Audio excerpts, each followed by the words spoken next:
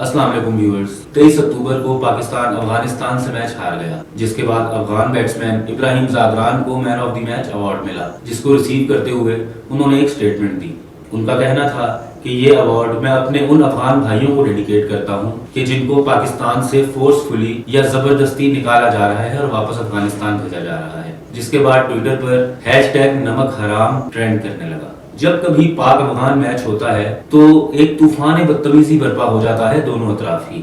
हम सब जानते हैं कि पाकिस्तान का बहुत बड़ा हाथ है अफगान क्रिकेट को एस्टेब्लिश करने में, यानी अफगान क्रिकेट टीम आज जहां भी स्टैंड करती है उसमें पाकिस्तान का एक नुमाया किरदार है। अफगान टीम ने एक अरसे तक पाकिस्तानी प्लेयर्स के साथ पाकिस्तान के ही ग्राउंड में प्रैक्टिस की है। ऊपर से इब्राहिम जागरान का ये स्टेटमेंट देना इसलिए भी गलत है क्योंकि स्पोर्ट्स ग्राउंड में, वो भी इतने बड़े इवेंट में, एक स्पोर्ट्समैन को इस तरह की कंट्रोवर्शियल पॉलिटिकल स्टेटमेंट्स नहीं देनी चाहिए, क्योंकि स्पोर्ट्स का मकसद मुल्कों के दरमियान अच्छे ताल्लुकात को बढ़ावा देना होता है, ना कि पॉलिटिकल इश्यूज को एड्रेस करना। लेकिन अफगानिस्तान के लोगों के दिलों में पाकिस्तान के लिए इतनी कड़वाहट आखिर है ही क्यों?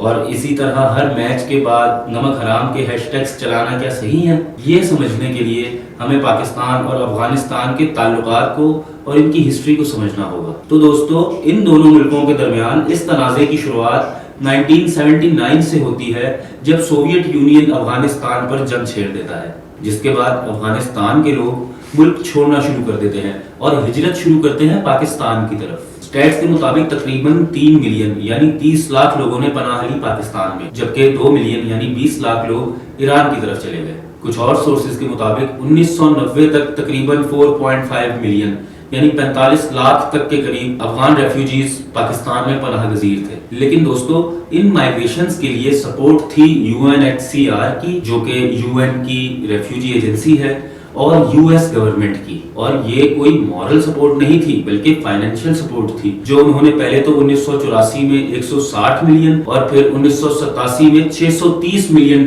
देकर की। सो एक पूरी दहाई तक पाकिस्तान उन रेफ्यूजीज को वेलकम करता रहा। 1988 तक पाकिस्तान के 340 रेफ्यूजी कैंप्स में तकरीबन 3.3 मिलियन यानी 33 लाख के करीब अफगान रेफ्यूजीज पनाह गजीर हो चुके थे। न्यूयॉर्क टाइम्स ने नवंबर 1988 में लिखा कि पाकिस्तान के शहर पेशावर में ही सिर्फ 1 लाख के करीब अफगान रेफ्यूजीज आबाद हैं, और पूरे KP सूबे में, जिसको उस वक्त शुमाल मगरबी सरहदी सूबा कहा जाता था, उसमें तकरीबन 20 लाख से ज्यादा अफगान रेफ्यूजीज मौजूद हैं। इन मुहाजिरीन में मुख्तलिफ तबकात के लोग शामिल थे। सबसे पहले तो उन मालदार घरानों के लोग कि जिनका सियासी असर और रसूख भी था और ठीक ठाक दौलत थी। फिर वो लोग जो पढ़े लिखे प्रोफेशनल्स थे, जैसे डॉक्टर्स, इंजीनियर्स और टीचर्स वगैरह। और सबसे बड़ा तबका उन लोगों का था जो बेचारे बेयारो मददगार कसमपुर्सी की हालत में अपने घर छोड़कर पाकिस्तान आए थे। अब शुरू में तो हमने बहुत ही कुशादा दिली से अपने मुसलमान भाइयों का खैर मकदम किया अपने मुल्क में, लेकिन फिर आहिस्ता आहिस्ता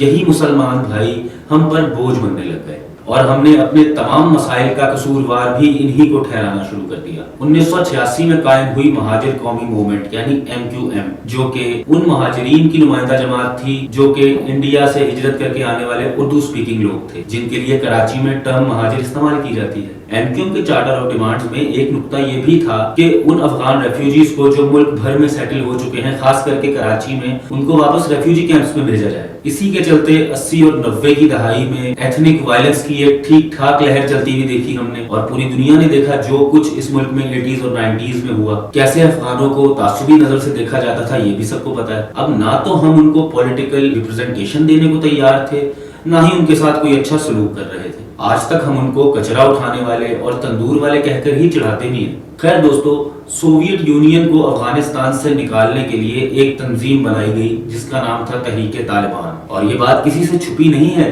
कि इस तंजीम को बनाने में किसका हाथ था। जी हाँ, अमेरिका के हुक्म पर हमने ही उस ग्रुप को ट्रेन किया ताकि वो अफगानिस्तान से सोवियत इन्फ्लुएंस को खत्म करे। दोस्तों, अब 90 की दहाई तक तालिबान अफगानिस्तान की नुमाया पॉलिटिकल और मिलिटेंट पार्टी बन चुकी थी, और पाकिस्तान उस इस्लामी हुकूमत को तस्लीम करने वाला तीसरा मुल्क भी था, सऊदी अरब और UAE के साथ। इसके अलावा तालिबान को जंगी तरबियत भी दी गई पाकिस्तान की तरफ से। यूं तो UN खुद भी तालिबान को सपोर्ट कर रही थी अफगानिस्तान में सोवियट्स के खिलाफ, लेकिन फिर सन 2001 में 9/11 हो गया जिसके बाद उसामा चूंकि मुल्ला उमर के पास ही पनाह गजीर रहा था, सो यूएन ने तमाम ममालिक को तालिबान की इमदाद रोकने का ऑर्डर दे दिया। 9/11 कमीशन के मुताबिक ISI का पूरा किरदार था अल-कायदा और तालिबान के दरमियान अलायंस करवाने में। इधर अमेरिका ने शुरू कर दी वॉर ऑन टेरर, जिसमें पाकिस्तान ने भी ऐलान कर दिया पूरी तरह से USA की हिमायत का और उनके साथ मिलकर इस जंग में शामिल होने का, और फिर हर लिहाज से उनकी मदद की भी, और बदले में US की तरफ से ठीक ठाक डॉलर्स भी आए। वो जो मुशर्रफ साहब का सुनहरा दौर था वो इसी वॉर ऑन टेरर की मरहून मिन्नत था। हमने अफगानिस्तान पर बमबारी करने के लिए अपने इलाके भी प्रोवाइड कर दिए, और ये तो हम सब जानते हैं कि ड्रोन्स ये नहीं देखते कि वो दहशतगर्द पर गिर रहे हैं या आम शहरी पे। सो लाखों की तादाद में मासूम शहरी भी इस वॉर ऑन टेरर का निशाना बने। दूसरी तरफ 9/11 के बाद पाकिस्तान भर में अफगानों और पश्तूनों को एक बुरी निगाह से देखा जाने लगा। हालांकि हम सब आज ये बात जानते हैं कि किसी भी इंडिविजुअल या किसी ग्रोह की तरफ से अगर कुछ किया जाए तो पूरी कौम या पूरा मुल्क उसका जिम्मेदार नहीं होता, और ये दहशतगर्द तो खुद हमने उन पर मुसल्लत किए थे। फिर भी ये तआस्सुब बढ़ता चला गया और फिर शुरू हो गया इन रेफ्यूजीज की वापसी का सफर। स्टैट्स के मुताबिक अभी तक 4.5 मिलियन यानी 45 लाख अफगान मुहाजिरीन को वापस भेजा जा चुका है अफगानिस्तान, जबकि 12 लाख के करीब अफगानी आज भी पाकिस्तान में ही मुकीम हैं। दोस्तों, ये है अफगान मुहाजिरीन की कहानी कि वो किस तरह अपना मुल्क छोड़कर पाकिस्तान आए और फिर हमारा उनके साथ कैसा रवैया रहा। तो अब आप ही बताइए कि हर पाक वर्सेस अफगानिस्तान मैच के दौरान जब भी कोई गर्मा गर्मी होती है, जो कि गेम का हिस्सा है, तो क्या उसके बाद इस तरह नमक हराम के हैशटैग्स चलना ठीक है?